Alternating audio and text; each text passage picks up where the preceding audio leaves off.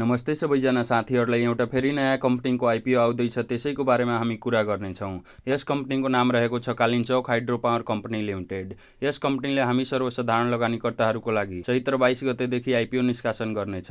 कम्पनीले आयोजना प्रभावित क्षेत्रका स्थानीय बासिन्दा तथा वैदेशिक रोजगारीमा रहेका नेपालीहरूको लागि निष्कासन गरेको आइपिओ बाँडफाट गरे पश्चात अब हामी सर्वसाधारण लगानीकर्ताहरूको लागि आइपिओ निष्कासन गर्न लागेको हो। कम्पनीले जारी पुँजी 55 करोड रुपैयाँको 25% अर्थात् 13 करोड 75 लाख रुपैयाँ बराबरको 13,75,000 किता निष्कासन गर्ने अनुमति पाएको थियो, जसमध्ये 5,50,000 किता साधारण सेयर आयोजना प्रभावित क्षेत्रका स्थानीय बासिन्दाहरूको लागि र 82,500 किता साधारण सेयर नेपाल सरकारको सम्बन्धित निकायबाट श्रम स्वीकृति प्राप्त गरी विदेशमा रोजगार गरिरहेका नेपालीहरूका लागि निष्कासन गरी बाँडफाट गरिसकेको छ। अब भने कम्पनीले दोस्रो चरणमा 41,250 किता सेयर सामूहिक लगानी कोषका लागि र 16,500 किता सेयर कर्मचारीहरूका लागि सुरक्षित राखी बाँकी रहेको प्रति सेयर 100 रुपैयाँको अङ्कित दरले 6 करोड 84,75,000 रुपैयाँ बराबरको 6,84,750 किता सेयर हामी सर्वसाधारण लगानीकर्ताहरूका लागि निष्कासन गर्न लागेको हो। सो आइपिओमा न्यूनतम 10 किताको लागि आवेदन दिनुपर्नेछ भने अधिकतममा 10,000 किताको लागि आवेदन दिन सक्नेछ।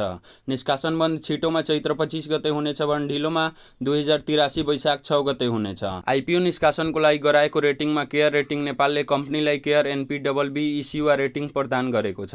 यसले कम्पनीको दायित्व वहन गर्ने क्षमतामा औसत जोखिम रहेको सङ्केत गर्दछ।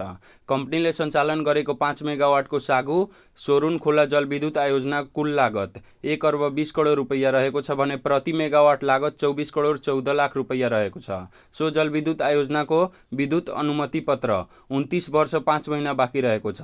यस आयोजनाको साधारण लगानी फिर्ता हुने अवधि 9.19 वर्ष रहेको छ भने डिस्काउन्टमा लगानी फिर्ता हुने अवधि 15.36 वर्ष रहेको छ। कम्पनीको सेयर निष्कासन तथा बिक्री प्रबन्धकमा आरबीबी मर्चेन्ट ब्याङ्किङ लिमिटेड रहेको छ।